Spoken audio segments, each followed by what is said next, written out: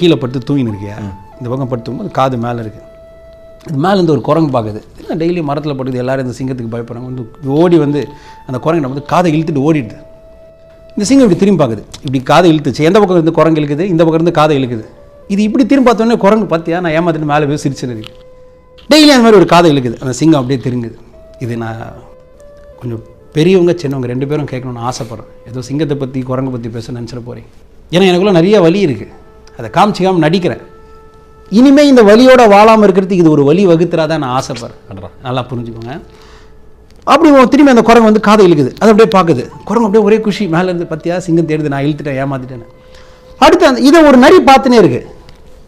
ஆனால் குரங்கு ரெகுலராக இந்த டைம் தான் வருதுன்னு அது கேங்காக அப்படியே அந்த நரி இருக்குது. அந்த குரங்கு வந்து இறங்கி வந்து சிங்கத்து காதை இழுக்க வருது ஒரு நாள், ரெகுலராக பண்ணுறது. அந்த பின்னாடி இருந்து நரி அட்டாக் பண்ண வருது. இந்த பக்கம் ஒரு நரி, அந்த பக்கம் ஒரு நரி.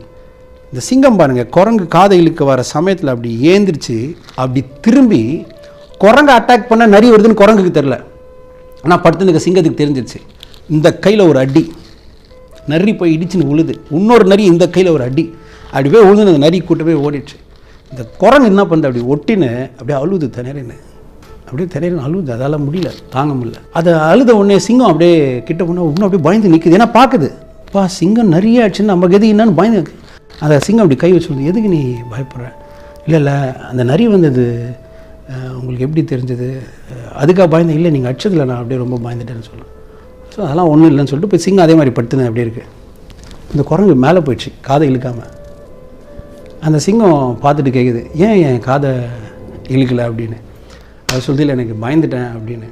அது சொல்லுது, நீ உன் பின்னாடி வந்த நரியே எனக்கு தெரியும்னா நீ வந்தது எனக்கு தெரியாமையாக இருக்கும். ஆனால் அதை இழுத்ததால் உனக்கு வந்த சந்தோஷம் வந்துச்சு பார்த்தியா, அந்த சந்தோஷத்தில் எனக்கு ஒரு சந்தோஷம். இது கேட்குறவங்க நிறைய பேர் குரங்காக இருக்கலாம். நீங்கள் நினச்சா சிங்கமாக மாற வாய்ப்பு உண்டு. பா சிலர் சிங்கமாகவும் இருக்கலாம், அப்பப்போ நம்ம குரங்காகவும் இருக்கலாம். இது புரிஞ்சுக்கோங்க. பா உங்கள் வீட்டில் இருக்க உங்கள் அம்மா அப்பாவுக்கு உங்களை தூக்கி போட்டு மிதிக்கிறதுக்கு பவரில் நினச்சிடாதீங்க. அவங்க எதுவும் செய்யாமல் இருக்கிறதால நம்ம அது கொஞ்சம் நம்ம வாய்ப்பாக எடுத்துக்கிறோம். அவங்களுக்கு அவ்வளோலாம் தெரியாது குருஜி, அவங்க அப்படிலாம் இல்லைங்கய்யா, அவங்களுக்கு ஒன்றும் தெரியுது. இது உண்மை தான்.